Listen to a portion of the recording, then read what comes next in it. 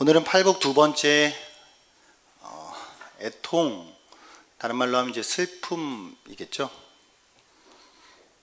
이 슬픔이라는 감정은 인간이 느끼는 감정 중 매우 특별하고 독특한 감정이라는 생각이 듭니다. 여러분 영화 인사이드 아웃이라는 영화 혹시 아시나요? 마이크를 바꾸겠습니다.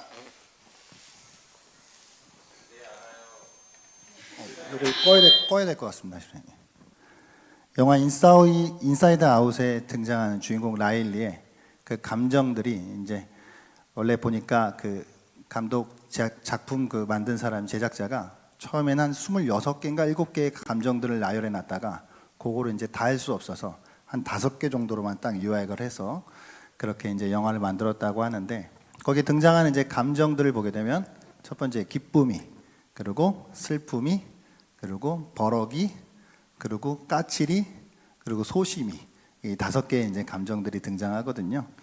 이 애니메이션 이제 영화인데 아이부터 어른까지 뭔가 정말 많은 것들을 생각할 수 있게 해주는 그런 이제 영화인 것 같아요.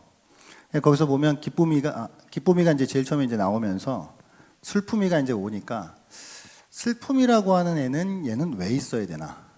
얘는 불필요해 보이는데 라고 해서 처음에는 얘는 라일리의 행복에 방해가 되는 애야 라고 그렇게 생각을 하다가 영화 후반부로 이제 가면서 슬픔의 중요성이 얼마나 큰가 라고 하는 것들을 이제 발견하게 되는 그런 이제 또 모습들을 이제 보게 되거든요. 그렇죠. 슬픔은 참 부정적인 것 같고 우리에게 불필요한 것 같다 느껴질 수 있지만, 사실 살아보면 슬픔이라고 하는 것은 우리 인간에게 너무나도 필요한 감정 중 하나다라는 생각이 듭니다. 제가 고등학교 때 한 2주 정도 나는 커서 시인이 돼야 되겠다라고 생각을 해서, 나는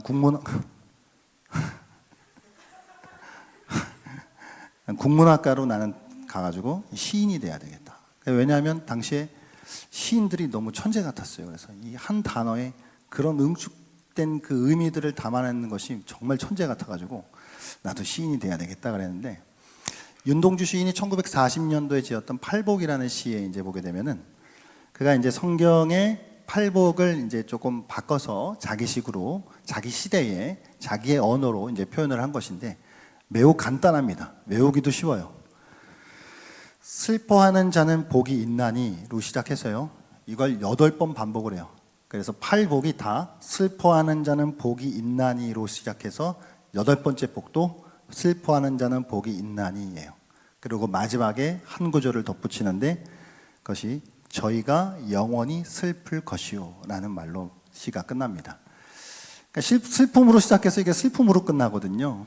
사실 이 시는 여러 가지 각도에서 좀 시대상과 어울려서 우리가, 그리고 이제 윤동주 시인의 전후 작품들을 좀 비교하면서 그 내면을 들여다보면서 해석할 좀 필요가 있는 그런 시인데, 당시에 일제치하라고 하는 그 나라를 잃은 슬픔 속에 또 하나님의 또 위로를 이제 바라는 어떤 그런 마음도 이제 담겨져 있는 것 같아요. 그러니까 슬픔이라고 하는 거는 결국 소망으로 나아가는 또 하나의 문이지 않나, 그런 생각이 이제 들게 됩니다. 그러니까 슬프기 때문에 바라게 되는 것이죠. 슬프기 때문에 무언가를 소망하게 되는 것이고, 하나님의 또 위로를 간절히 또 요청하게 되어지는 그런 참 소중한 우리의 감정이라는 생각이 듭니다. 김소연 시인이라고 하는 사람이 마음사전이라고 하는 시집을 이제 만들었는데, 내어놓았는데, 거기에 보면 이런 말이 있다고 합니다. 제가 한번 읽어드릴게요. 슬픔은 무방비 상태에서는 느낄 수가 없다. 주위를 둘러보게 되었을 때에 슬픔은 깨달음처럼 찾아온다라고 말이죠. 이게 무슨 말이냐면, 슬픔이라고 하는 거는 그냥 이렇게 우리가 버럭 하는 거는 그냥 한순간에 갑자기 가만히 있다 그냥 버럭 할 수 있잖아요. 제가 가끔 그러거든요. 버럭 이렇게 할 수 있는데, 뭐 이렇게 놀라는 것도 갑자기 깜짝이야 이렇게 놀랄 수 있지만, 슬픔은 그렇게 오지 않는다는 거예요. 우리가 무방비 상태에 있다 오는 게 아니라 여러 가지 생각들이 꼬리에 꼬리를 물어서 어떤 하나의 최종적인 결론으로서 나오게 되는 결과물이 슬픔이다라고 하는 그런 말이거든요. 그래서 깨달음이다라는 또 표현을 이제 하게 되는데, 그래서 이게 깨달음이기 때문에 물리학자 김상욱 교수가 슬픔은 어쩌면 감정의 영역이 아니라 이성의 영역일 수 있다는 말을 하기도 합니다. 그러니까 이 김소연 시인이나 뭐 김상욱 교수가 이야기하는 것들을 좀 이렇게 정리해 보면 슬픔은 한 번에 팍 튀어나오는 것이 아니라 어떠한 생각과 생각들이 이렇게 이어지다 보니까 결론적으로 최종적으로 종합되어서 나오는 그런 하나의 또 감정이지 않나, 그런 제 생각이 되어지는데, 오늘 예수님이 우리에게 말씀하신 이 팔복이라고 하는 것에도 사실 이제 팔복은 여러 가지 각도에서 우리가 이제 해석을 할 수 있는데, 특별히 첫 번째 복과 두 번째 복은 매우 긴밀히 연결이 되어 있습니다. 그래서 심령이 가난한 것과 애통하는 것은 한 세트예요. 이게 무슨 말이냐면 심령이 가난한 자가 되어야 애통할 수 있습니다. 그러니까 우리가 심령이 가난함을 느끼지 않으면 내가 얼마나 하나님 앞에서 빈약하고 내가 얼마나 하나님 앞에서 아무것도 아닌 존재다라고 하는 걸 깨닫지 않고서는 하나님 앞에서 내가 슬퍼할 수 없다는 것이죠. 그러므로 심령이 가난하다라고, 나는 그런 존재구나, 나는 그것밖에 안 되는 것이구나, 나는 정말 아무것도 할 수가 없네, 나는 이런 것들이 물리고 물려서 그 다음 나오는 것이 그러니까 슬프다는 거예요. 그러니까 애통할 수 있다라고 하는 것이. 그러니까 이걸 일반적으로 좀 표현하면 인정이라고 하는 것이 먼저 온 다음에 그 다음에 뭐죠? 감정으로 이어지게 되어지는 것이죠. 그러니까 인정은 이제 심령이 가난하다고 하는 것을 인정하는 것이고, 애통하는 것은 내가 그것을 이제 느끼게 되어지는 감정이잖아요. 그러니까 일반적으로는 인정은 감정으로 이어진다라고 표현할 수 있지만, 이걸 조금 신앙적으로 바꿔서 표현하면 이렇게 표현할 수 있겠죠. 고백은 회개를 불러온다라고 말이죠. 그러니까 우리가 하나님 앞에, 내가 하나님 앞에 아무것도 아닙니다 라고 하는 이 자기 고백이 있다면 그것은 이제 하나님 앞에서 회개의 커다란 슬픔으로 이어지게 된다라고 하는 그런 어떤 이야기입니다. 여러분, 일반적으로 사람이 언제 슬픔을 느끼시나요? 크게 두 가지 측면에서 이제 우리가 생각해 볼 수 있을 것 같아요. 이게 우리가 이제 신앙을 떠나서 조금 더 넓게 생각했을 때 사람이 슬플 때가 언제죠? 첫 번째는 내가 가장 아끼던 것을 잃어버렸을 때입니다. 이것은 사람일 수도 있고 물건일 수도 있죠. 결국 이것은 상실의 슬픔입니다. 내가 정말 간직하고 싶은 그것이 나한테서 사라졌을 때, 뭐 사랑하는 이의 죽음이, 또 내가 정말 아끼던 어떤 물건이 없어지게 된 그런 것들을 우리가 경험하게 될 때 슬프잖아요. 정말 애들만 봐도 갖고 있던 거 이렇게 셋째가 갖고 있던 걸 둘째가 뺏어가면은 서럽게 울죠. 이것은 슬픔의 또 감정일 것입니다. 또 한 측면에서 생각해 보게 되면은 내가 정말 얻고 싶은 것이 있는데 그것을 얻지 못했을 때, 다른 말로 표현하면 이 불충족의 슬픔일 거예요. 난 정말 이걸 정말 간절히 원해요. 이걸 정말 갖고 싶어요. 그게 뭐 사람일 수도 있고 또 그것이 물건일 수도, 사물일 수도 있겠죠. 그게 근데 나한테 내 소유가 되지 않는 거예요. 그랬을 때 찾아오는 또 이제 슬픔들이 있을 거잖아요. 예. 이건 원고에 없었는데 갑자기 불현듯 머릿속에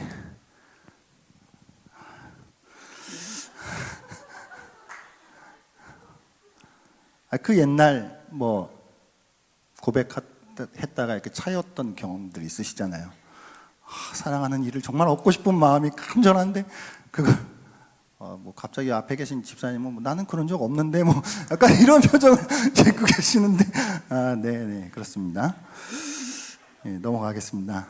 자, 그렇다면 이게 일반적으로 우리가 뭔가를 이렇게 잃어버렸을 때 상실의 슬픔들, 그리고 내가 얻고자 하는 것들을 얻지 못했을 때 어떤 욕망이 불충족되는 것들로부터 얻게 되어지는 슬픔들이 있을 텐데, 그럼 오늘 예수님께서 팔복에서 이야기하시는 슬픔이라고 하는 것은 무엇일까? 아마 그것은 그냥 일반적으로 우리가 무언가를 잃었을 때 느끼는 슬픔, 내가 무언가를 얻지 못했을 때 느끼는 슬픔과는 조금 다른, 좀 더 깊은 의미의 어떤 슬픔을 주님은 말씀하시는 것일 거예요. 그것이 무엇일까요? 그것은 먼저는 예수님이 오늘 말씀하시는 이 애통은 바로 죄에 대한 애통이에요. 죄에 대한 슬픔입니다. 그러니까 이것은 1차적으로 내가 마땅히 해야 할 일을 하지 못했던 것에 대한 애통이에요. 또한 내가 마땅히 하지 말아야 할 일에 대하여서 내가 한 것에 대한 또 애통이 되어지는 것이죠. 다른 말로 하면 선을 행하고 싶었지만 선을 행하지 못했음에 대하여서 슬퍼하는 것이죠. 악을 행하고 싶지 않았는데 악을 행할 수밖에 없었던 것에 대해 슬퍼하는 것입니다. 자신의 뿌리 깊은 그 나쁜 습관들이 고쳐지지 않는 것에 대하여 슬퍼하는 것이죠. 또한 나는 왜 이렇게 좋은 습관이 잘 형성되어지지 않을까라고 하는 것에서부터 오는 그런 슬픔일 거예요. 그러니까 이 주님이 오늘 말씀하시는 애통은 첫 번째는 죄에 대한 애통이다, 슬픔이다 라고 그렇게 말할 수 있겠죠. 그러니까 이것은 조금 더 확장되면 결국은 인간이 가지고 있는 어떤 죄된 본성이요. 그러니까 죄인이잖아요, 우리가. 죄된 본성을 가지고 있기 때문에 죄를 지을 수밖에 없거든요. 그러니까 이 슬픔은 우리의 본성에게까지 올라가요. 그래서 인간이 이런 존재일 수밖에 없는 이 죄된 본성의 앞에서 우리는 너무나 슬퍼하게 되어지는 것이죠. 또한 이것은 조금 더 확장되어지면 내 안에 있는 죄에 대한 슬픔이 조금 더 확대되어지면 타인이 가지고 있는 죄에 대한 슬픔으로까지 이어지게 되어지는 것이죠. 그러니까 이건 다른 말로 세상의 죄에 대한 슬픔이에요. 그러니까 다른 나와 마찬가지로 죄인들로 가득한 이 세상에 정말 가득 차 있는 이 모습들을 바라보면서 슬퍼하는 것, 이게 주님 말씀하시는 애통이거든요. 더 나아가요. 세상에 있는 이 고통과 이 고뇌, 부조리와 이 불공정한 것들. 그러니까 이건 인간이 죄인이기 때문에 죄인된 인간들이 모여 사는 이 세상 속에서 벌어질 수밖에 없는 그런 결과물들이거든요. 그러니까 그 세상에 만연되어 있는 그 고통과 이 고뇌를 바라보면서 슬퍼하는 것이죠. 이게 바로 오늘 주님께서 우리에게 말씀하시는 애통입니다. 사랑하는 여러분, 그 교회의 역사를 보게 되면 신앙적으로 위대했던 그 신앙의 위인들은 신앙의 거인들이요. 그들은 참으로 깊고 넓은 죄에 대한 인식이 있었던 사람들입니다. 그래서 그들은 죄에 대하여 누구보다도 애통하는 사람들이었죠. 그러므로 그들은 회개의 사람들이었어요. 그렇게 신앙이 성숙할수록 우리는 그것에 비례해서 회개의 깊이도 깊어진다는 사실을 알아야 합니다. 사도 바울은 그래서 디모데전서 1장 15절 하반절에 죄인 중에 내가 괴순이라 라고 그렇게 진실로 고백할 수 있었던 것입니다. 오늘 이 예수님의 팔복 두 번째 말씀을 통해서요, 우리 모두가 애통의 사람이 되기를 바랍니다. 애통하는 자가 복이 있다라고 하셨는데 그렇게 애통함으로 복에 거하는 그런 사람들이 되실 수 있기를 바랍니다. 그런데 오늘날 교회 안에 슬픔이 있나요? 로이드 존스는 1950년에서 60년대에 그가 했던 산상수훈 설교 시리즈에서 오늘날 교회에 왜 애통이 사라지고 있는가에 대한 그 원인에 대한 그런 부분들을 이렇게 진단하고 있거든요. 참 그가 원래 의사였는데 참 진단을 잘해요. 그래서 왜 오늘날 교회에 애통이 사라지고 있는가에 대한 배경을 이렇게 말하고 있습니다. 첫 번째는 이제 반작용에 대한 부분인데요. 19세기 말에서 20세기 초반으로 넘어오면서 교회 안에 들어오게 된 그런 하나의 흐름이 있는데 그게 뭐냐면 가짜 청교도 신앙이에요.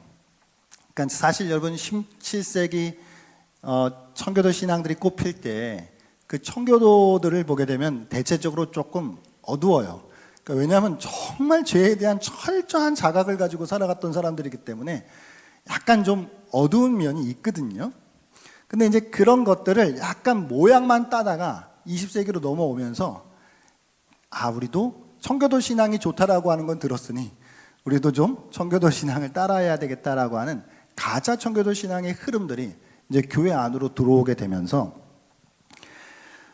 마땅히 그리스도인으로서 누려야 될 것들, 매우 자연스러운 것들까지도 막 밀어내게 되는, 오히려 막 기뻐하면 안 될 것 같고, 막 그리스도인들은 오히려 차라리 막 비참하게 살아가는 것이 더 어울리는 것처럼 그렇게 주장하는 사람들이 막 생기기 시작했거든요. 그러다 보니까 그리스도인이라고 한다면은 매력이 없는 사람이라고 하는 그런 생각들이 막 퍼져나가기 시작한 거예요. 그러니까 이런 생각들이 막 퍼져나가니까 여기에 대한 반작용으로, 가짜 청교도 신앙에 대한 반작용으로, 아니지, 그리스도인은 매력적인 사람이 되어야지, 그리스도인은 기쁨의 사람들이 되어야지 라고 하는 반대의 극단. 그러니까 정말 참된 기쁨을 얻지도 못했으면서 그냥 일단 기뻐야 된다는 거예요. 참된 어떤 하나님께서 주신 자유를 누리지 못하지만 그냥 일단 겉으로는 매력적인 사람이 되어야 한다라고 하는 거예요. 이런 반작용으로 그냥 반대쪽으로 가요. 사람이 참 이렇게 가지고 있는 그 연약함 중에, 그러니까 하나를 이렇게 부인하려다가 반대로 아예 가버리게 되는 그런 어떤 모습들이 이제 많이 있지 않습니까? 그러니까 자연스럽게 이런 반작용이 일어나면서 기쁨을 막 기획하는 거죠. 막 의도적인 기쁨을 막 이렇게 척하는 거예요. 그리스도인으로선 비그리스도인들에게, 믿지 않는 사람들에게 우리는 매력적인 사람으로 보여져야 돼 라고 하는 주장을 하면서 막 의도적으로 밝고 명랑한 모습들을 보여주기 위해서 노력하는 모습들이 교회 안에 이제 들어오기 시작했다라고 하는 것이죠. 사실 속으로는 그렇지 않으면서 겉으로는 그런 어떤 기쁨과 행복으로 치장하는 그런 어떤 모습들이었다는 것입니다. 그래서 이것이 오늘날 그 로이돈스가 이야기한 오늘날 교회의 애통함이라고 하는 것이 이렇게 사라지게 되는, 조금씩 밀려나게 되는 그런 배경이 되었다라고 그렇게 이제 진단을 하는데, 근데 로이돈스는 더 심각한 원인이 있다라고 말하는데, 그것이 무엇이냐면 그것은 우리가 죄에 대하여서 잘못된 이해를 갖고 있기 때문이다라고 이야기합니다. 더불어서 우리가 하나님 안에서의 참 기쁨에 대한 잘못된 이해를 갖고 있기 때문에 그렇다라고, 최종적인 그 정말 강력한 원인은 바로 그것이다 라고 이야기를 하는데요. 그러니까 교회에 어떤 그 죄에 대한 그 인식, 그리스도인들이 죄를 생각하는 그 이해가 부족하기 때문에, 그리고 또 한편으로는 하나님이 주시는 기쁨에 대한 것들을 진짜 잘 몰라가지고 그 사람들이 지금 이 애통함을 진짜 애통함으로 받아들이지 못하는 그런 모습들이 교회 안에 이렇게 가득하게 되었다라고 하는 그런 진단입니다. 여러 가지, 오늘 근데 이제 이거는 대략 한 60년, 70년 전에 로이드 존스가 영국에 있는 교회를 진단한 이야기인데요. 이걸 읽으면서 사실 오늘날 교회에도 이런 부분들이 똑같다라는 그런 생각을 이제 해보게 되었거든요. 우리도 대체적으로 슬픔에 대해서 잘못 인식하고 있으시잖아요. 그러니까 슬픔은 나쁜 거야. 그러니까 이렇게 슬픔은 이렇게 피해야 되는 거야 라는 그런 생각들을 하고 있지 않습니까? 그래서 막 내가 어떤 잘못한 일들에 대하여서 막 이렇게 생각하면은 막 잠이 안 오고 막 이러잖아요. 그러면 그냥 그것들을 어떻게든 피해내기 위해서, 어떻게든 그것들을 돌아가기 위해서 때로는 그냥 아무 생각 없이 TV를 보거나 아니면 다른 놀이에 집중을 해서 거기서부터 생각을 걷어내려고 막 그런 노력들을 우리가 이렇게 하게 되지 않습니까? 그러니까 오늘날 그리스도인들에게도 우리가 슬픔을 우리가 있는 그대로 받아들이는 것이, 그게 뭐 조금은 부정적으로 이렇게 우리가 느껴지니까 자꾸 슬픔이라고 하는 것은 안 좋은 거야, 자꾸 밀어내게 되는 그런 슬픔에 대한 잘못된 인식과 태도가 오늘날에도 이제 있거든요. 아까 말씀드렸듯이 영화 인사이드 아웃에서도요, 그 슬픔이라는 애는 얘는 왜 있는 애야? 주인공에 대한 행복을 자꾸 뺏어가는 애 아니야?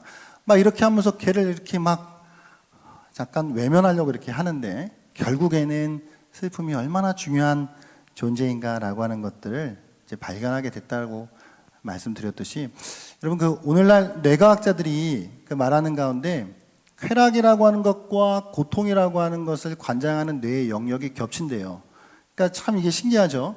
그러니까 쾌락과 고통이 어떻게 보면은 이렇게 같은 영역에 이렇게 있다라고 하는 건데, 그러니까 우리가 이제 슬픔은 어떻게 보면 슬픔이의 가장 친한 친구는 기쁨이의 가장 친한 친구는 슬픔이가 될 수도 있다라고 하는 그런 생각을 좀 해볼 수 있을 것 같습니다. 자, 여러분 성경을 보게 되면요, 애통에 대한 여러 모습들을 우리가 이제 발견하게 되어지는데, 먼저 자기 죄에 대해 애통해야 하죠. 우리는 내 죄에 대하여 슬퍼해야 합니다. 누가복음 7장을 보게 되면 한 여인이 등장을 해요. 죄를 지은 한 여인이 등장을 하는데, 그녀가 향유를 담은 옥합을 가지고 예수님께 나아가요. 그리고 그녀는 눈물로 주님의 발을 씻습니다. 그게 누가복음 7장 38절인데요. 같이 한번 말씀 읽어볼까요?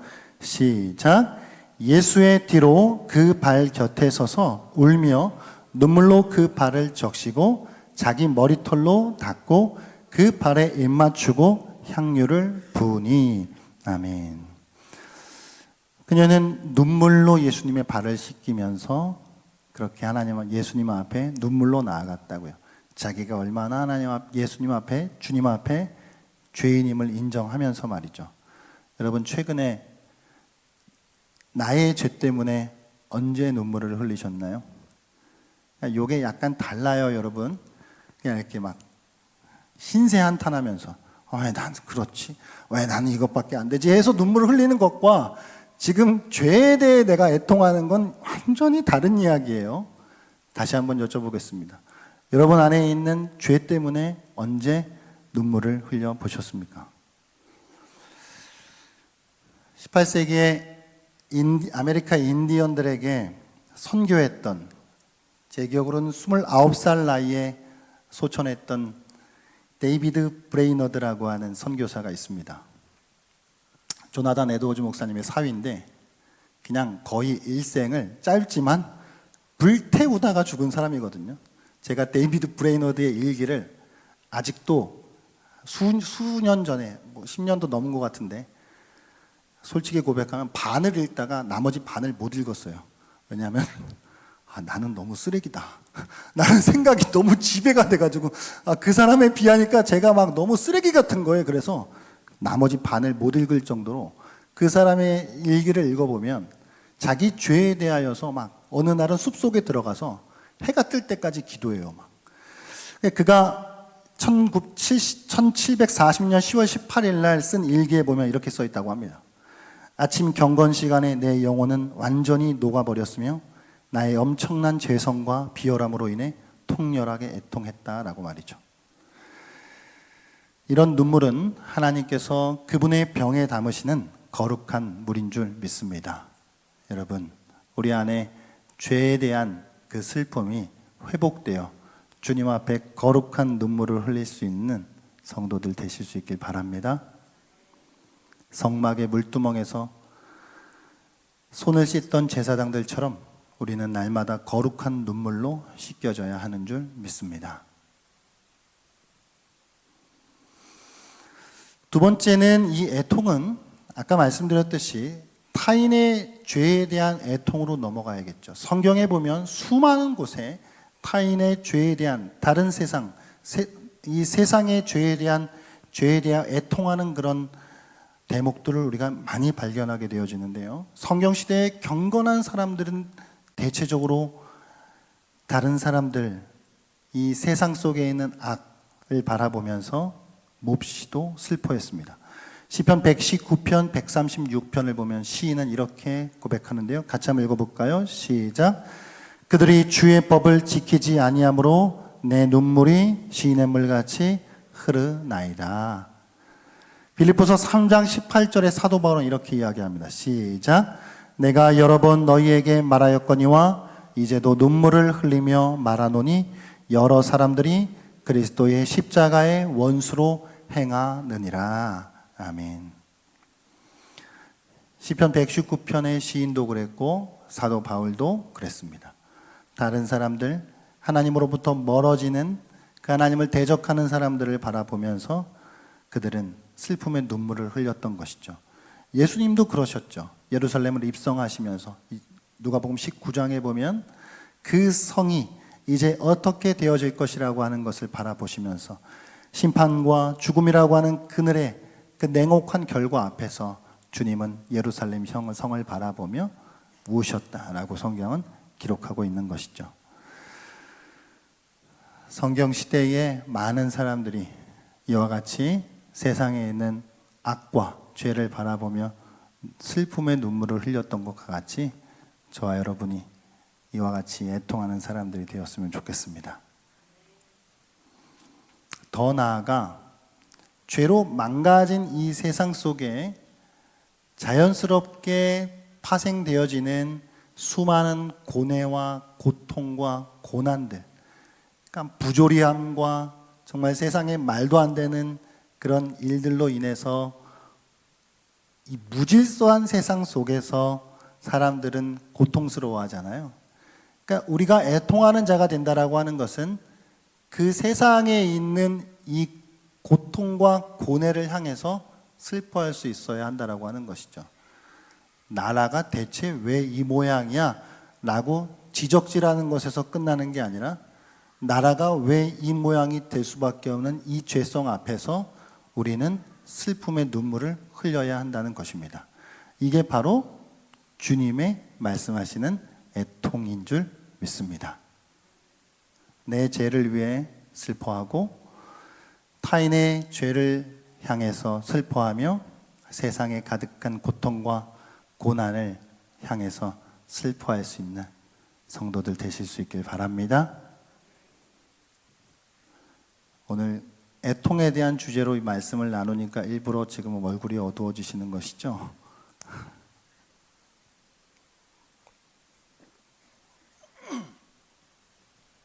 그렇다면 우리는 애통하는 것에 있어서 기준이 있다는 사실을 좀 알아야 돼요. 이 애통, 내가 슬프다, 죄에 대해서 내가 슬퍼해요. 근데 죄에 대해서 슬퍼한다라고 할 때에 이게 기준이 다른 사람이 돼버리게 되면은 이게 별로 우리가 슬퍼할 일이 없을 거예요. 야, 내가 그래도 저 사람보다는 나은데, 뭐 대체적으로 다 그렇게 하는데 라는 식의 접근을 하게 되면 슬퍼할 일이 별로 없어요. 그렇지만 이 주님이 말씀하시는 애통함의 기준은 어디에 두어야 하냐면 그 기준이 하나님께 있어야 해요. 하나님의 말씀과 율법과 그 하나님의 이 말씀의 정신 가운데 우리가 그 기준을 둘 때에 하나님 앞에 기준을 둘 때 우리가 슬퍼할 수 있는 것이거든요. 그러니까 이게 자꾸 다른 사람이 기준이 돼버리게 되면은 그냥 다 그런데 대략 다 그렇게 살아가는데 라고 그렇게 생각이 되어지면서 마음이 무뎌지는 것이죠. 그러나 하나님 앞에 기준을 두게 되면요, 우리는 작은 죄 앞에서도 하나님 앞에 슬퍼할 수 있는 줄 믿습니다. 하나님의 기준이 되시는 저와 여러분이 되시기를 바랍니다. 그러면 애통하는 자는 복이 있다 그랬고요. 복이 있는데 그들이 뭘 받는다고요? 위로를요. 오늘 말씀이죠. 애통하는 자는 복이 있나니 그들이 위로를 받을 것이며. 그렇죠. 하나님께서 슬퍼하는 자들에게는 위로해 주신대요. 믿으십니까? 하나님의 위로는 어떠한 방식으로 우리에게 찾아올까요? 먼저는 이렇게 하나님은 우리를 위로해 주실 거예요. 우리의 슬퍼하는 마음을 하나님께서 어루만져 주시고 우리의 눈물을 닦아 주실 것이고 우리의 마음을 평안하게 해 주실 것이고 우리에게 더 없는 기쁨과 자유로 회개에 대한 그 하나님께서 응답으로 우리 안에 놀라운 영적 기쁨을 하나님께서 허락해 주실 거예요. 이게 하나님의 위로거든요. 믿으십니까? 하나님은 이렇게 하나님 앞에 회개하는 자들, 죄로 인하여 슬퍼하는 자들에게 더없이 위로해 주시는 분이신 줄 믿습니다. 이게 하나님의 위로의 방식인데 동시에 또 다른 방식은 이런 것이죠. 아까 세상의 부조리와 이 악한 세상을 향해 우리가 슬퍼한다라고 했는데, 하나님은 때로는 우리를 위로해 주시는 것도 있지만, 우리 자체를, 우리 자신을 위로해 주는 것도 있지만, 세상을 고치심으로써 세상의 부조리가 더 좋아지는 것으로 정말 말할 수 없는 고뇌 속에서, 고난 속에서 살아가는 사람이 회복되는 것을 보게 됨으로써 세상 속에서 조금 더 악이 사라지게 되고 선이 들어서게 되는 모습을 바라보시게 하심으로써 우리를 위로하신다고요. 하나님이 말씀하시는 이 성경의 십자가와 부활과 이 복음이 정말 실제구나. 이것은 가짜가 아니라, 무능력한 것이 아니라, 이건 정말 세상 속에서도 실제하는 하나님의 능력이구나 라고 하는 걸 우리 눈으로 목도하게 하심으로써 하나님은 우리를 위로해 주신다는 사실입니다. 믿으십니까? 하나님의 다스림이, 하나님의 통치가 그게 그냥 관념적이고 그냥 허공에 떠도는 개념이 아니라 이 세상에 실제하는 개념이구나 라고 하는 걸 우리로 목도하게 하심으로 우리를 위로하신다는 사실입니다. 할렐루야. 우리 삶에 하나님의 통치가 임함으로, 세상에 하나님의 통치가 임함으로 하나님은 우리를 위로해 주실 거예요. 그런데 지난주에도 잠깐 말씀드렸지만 이 뭐뭐 할 것이요 라고 하는 것에서 첫 번째 복과 마지막 법은 천국이 그들의 것이요는 이제 현재형으로 되어 있는데, 두 번째 복부터 일곱 번째 복까지는 이게 미래형으로 되어 있거든요. 그래서 저는 이것이 아주 매우 의도적으로 이 성경 저자가 배치해 놓은 것이라고 생각이 되어지는데, 그러니까 결국 우리에게 주어질 것은 현재성과 미래성이 두 가지가 다 포함되어 있는 것으로, 그래서 사실 우리의 위로도, 완전한 위로는 주님 앞에 섰을 때 우리를 위로해 주시겠죠. 그러나 동시에 또한 이 땅을 살아가는 가운데에서도 하나님은 필요한 대로 우리에게 위로를 주실 줄 믿습니다. 애통하는 자가 되어 하나님의 위로를 또 경험하는 저 여러분 되시길 바랍니다. 그런데 이제 이 말씀을 좀 생각해 보면서요, 우리가 이제 마지막으로 그럼 어떻게 하면 우리가 애통할 수 있을까? 다시 말씀드리면 심령이 가난해져야 돼요. 그러니까 우리의 마음이 부드러워져야 해요. 여러분 이렇게 굳은 살이 박혀 있는 데는 통증이 잘 안 느껴지잖아요. 살이 거칠면 꼬집어도 별로 안 아프고 상처도 잘 안 나고, 그런데 살결이 부드러우면 작은 상처에도, 작은 것에도 쉽게 상처가 나고 살짝만 건드려도 이렇게 아프잖아요. 우리의 몸이 그렇듯 우리의 마음도 부드러워져야 한다는 것이죠. 우리의 마음이 부드러워질 때 작은 죄에도 우리는 몹시 슬픈 반응을 할 수 있다는 것입니다. 우리의 강팍한 마음이 부드러워질 때, 우리의 목이 고듬이 하나님 앞에서 숙여지게 될 때에 하나님은 우리에게 슬픔을 주실 것입니다. 또한 나아가서 우리는 매일매일 하나님 앞에 물어야 해요. 우리의 삶을 돌아보면서 하루를 마치고 잠자리에 들면서 우리는 이렇게 물어야 합니다. 어떻게 해요? 내 속에 대체 뭐가 있길래 나는 왜 그렇게 행동을 했을까? 나는 왜 이렇게 화를 잘 내지? 나는 어째서 이렇게 성질이 들어올까? 난 왜 이렇게 절제하지 못하나? 나는 왜 이렇게 불친절하고 질투가 많고 시기가 많을까? 대체 내 안에 뭐가 있는 걸까? 라고 우리는 매일매일 자기 스스로에게 질문을 던져야 합니다. 그렇게 우리는 질문을 던질 때 이 과정을 통해 애통하는 자가 될 수 있는 줄 믿습니다. 그렇게 애통하는 것은 심령이 가난한 것에서부터 필연적으로 따라오는 결과다라고 하는 것을 우리가 생각해 보면서 우리의 기준을 다른 사람에게 두는 것이 아니라 하나님께 두고 나아갈 수 있는 저와 여러분 되었으면 좋겠습니다.